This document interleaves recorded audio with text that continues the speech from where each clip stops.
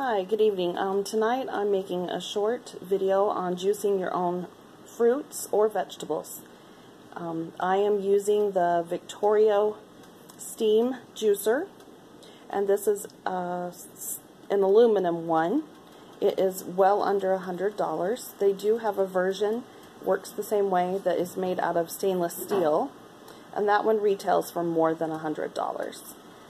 But I have the aluminum, and it has served me very well for probably 15 years or so. With just very little care, just wash it out and let it dry, and then pack it away in its box when you're not using it. And tonight I'm going to make apple juice. So I will show you the steps right now.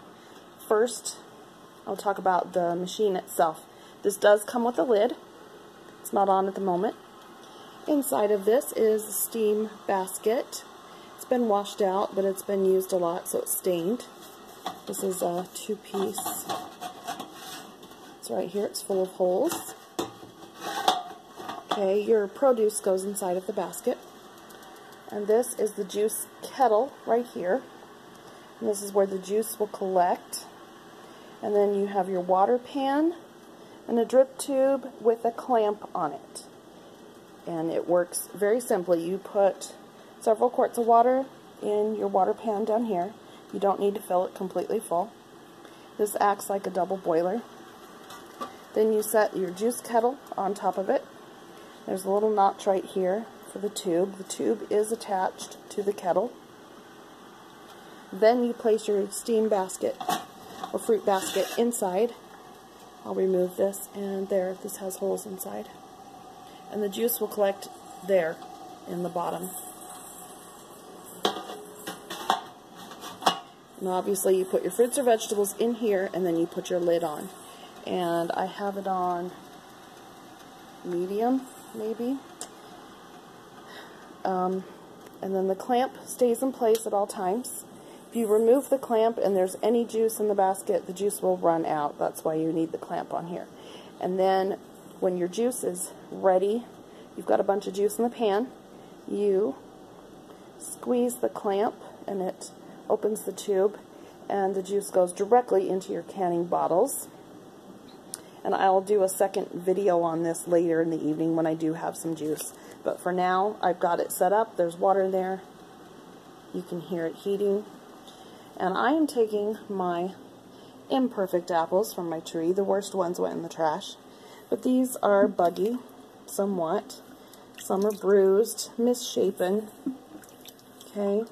These I'm not going to make into apple butter or dehydrated slices or pie filling. I could if I wanted to, but when they're really misshapen and buggy like this, they do not work very well in my apple peeler slicer machine. I have learned that. So tonight, I've rinsed some to start the video. I've rinsed these well, and I'm not even going to peel them.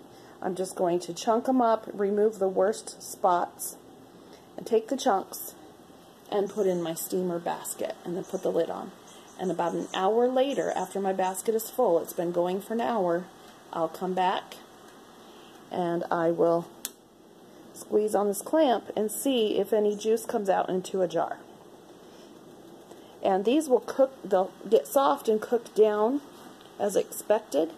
And maybe in an hour I won't have enough for a quart quite yet. That's fine. Once the produce inside has cooked down, I can go ahead and add more on top of it. And just keep loading the basket. And I will not empty the basket out and throw the stuff away until later tonight when I go to bed, or after several hours. And one thing I have learned is in this water pan, after about every hour and a half to 2 hours, you need to remove this top pan and check the water level in the bottom pan. And you need to add water about every 1.5 to 2 hours. You do not want to let that run dry. Okay, it's very, very simple to use. So I will go ahead, chop up my fruit. I'm leaving the peels on. I'm only removing the buggy parts, the worst of it, filling the basket, putting the lid on, and later this evening when I have some juice, I will do a second video on that step and bottling it. Thanks for watching. Bye.